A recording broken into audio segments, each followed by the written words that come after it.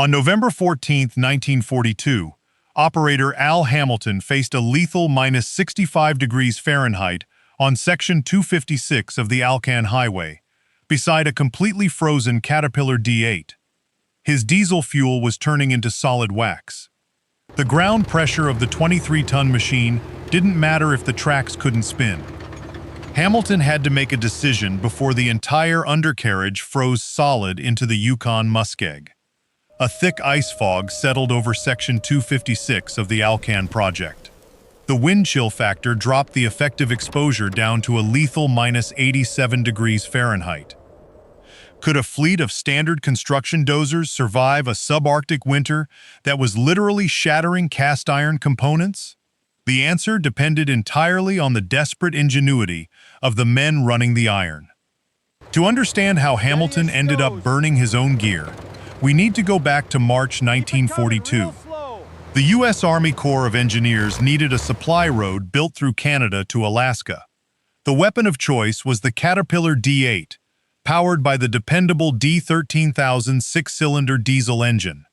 It delivered 131 drawbar horsepower, designed to tear through temperate American soil. The project managers signed contracts for millions of cubic yards of earth moving.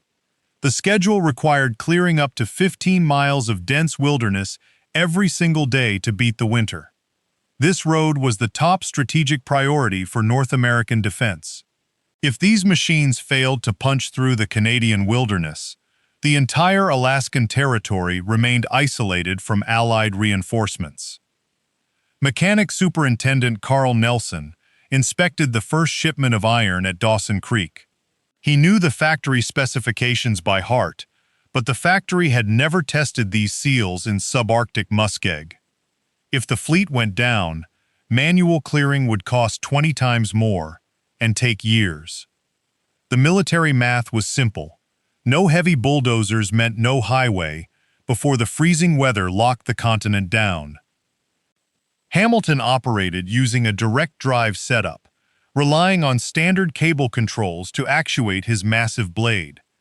Every pass required constant manual adjustments to prevent the cutting edge from snagging on hidden permafrost. By October, the ground turned to concrete. The 23-ton operating weight of the D8 began transmitting massive shock waves directly into the final drive gears with every single rock strike. Nelson noticed the gear oil was thickening into molasses before the shifts even ended.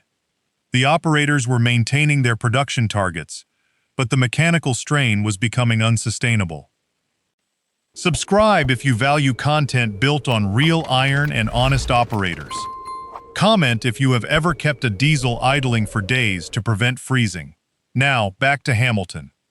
The real crisis arrived overnight, when a subarctic high-pressure system locked over the Yukon territory. The thermometer dropped past minus 40, then minus 50, then bottomed out at 65 below zero Fahrenheit. Standard diesel fuel contains paraffin wax, which normally stays liquid, but at these extreme temperatures, that wax crystallizes, clogging fuel lines and starving the D13000 engines of combustion. Nelson issued a mandatory order across the entire alignment. No machine could be turned off. The D8 engines had to idle 24 hours a day because restarting a cold iron block was impossible. This is not how you are supposed to treat an undercarriage. Running a dozer continuously in these conditions packs the track rollers with frozen mud until they freeze completely in place. Deep mechanical history and exclusive 20-minute deep dives live in our channel membership section. Join today for full technical access. Now, back to the frozen highway. Let me tell you about the local geology, because you need to understand it before you can understand what Hamilton was actually dealing with when his machine began to lose power. The permafrost wasn't just hard, it acted like a giant heat sink.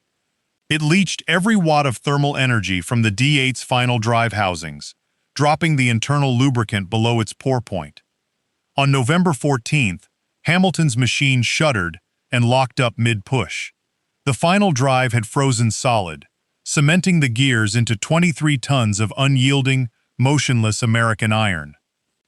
The Army convoy commander told Nelson the dozer was a total loss and should be abandoned to the winter. He believed the steel casting would crack if they applied any external heat source. Nelson read the manufacturer's cold weather operating manual carefully.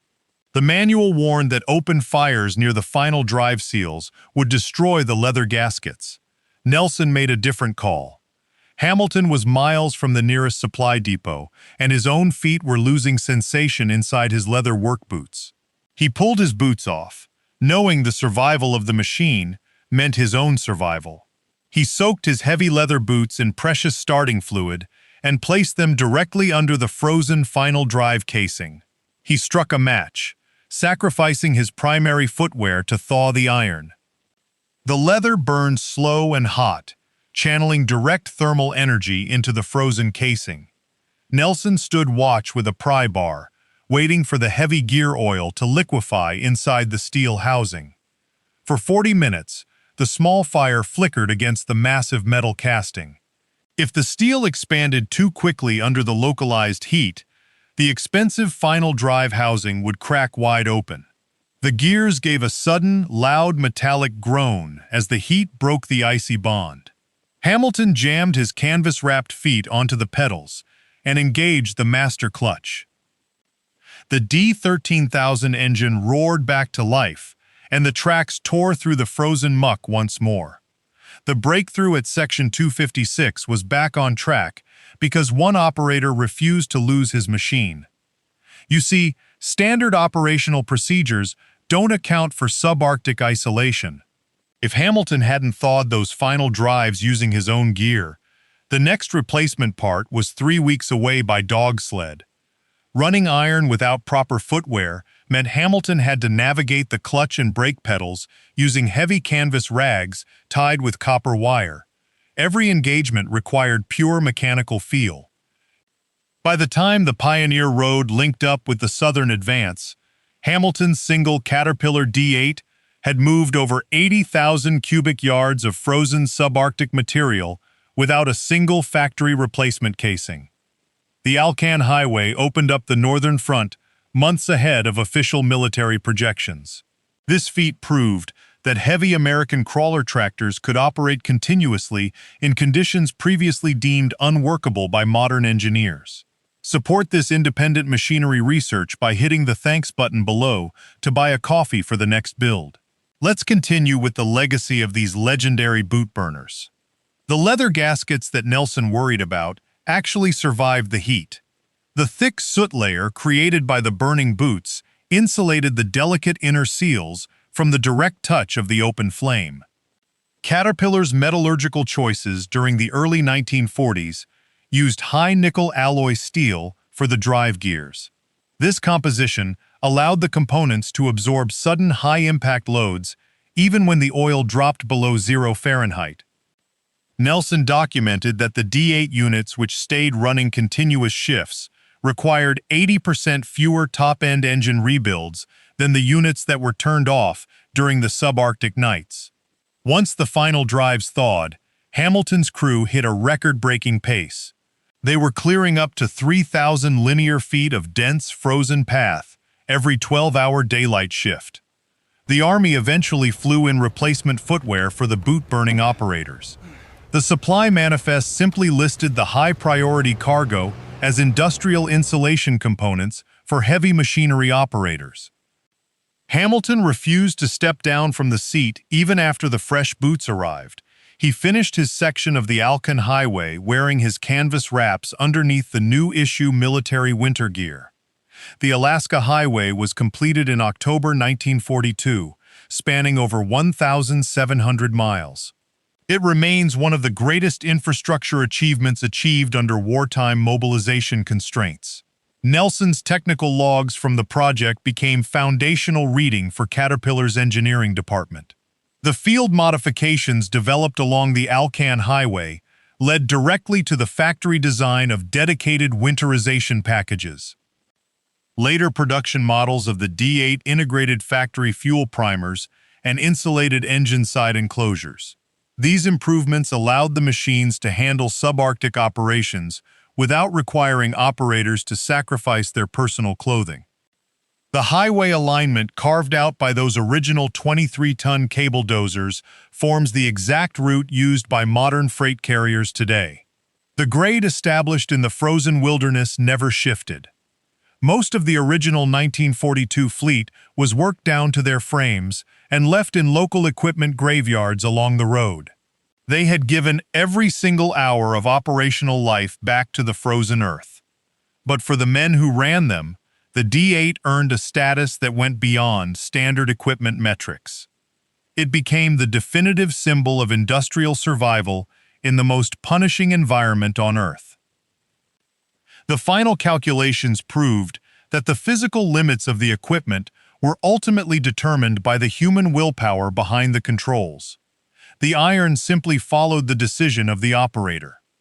Al Hamilton retired from active construction work in 1965. His legendary Caterpillar D8 ran on the Alcan Highway project for 5,000 consecutive hours before its first major final drive teardown. The grade still stands today. These machines do not ask for recognition. Neither do the operators who run them.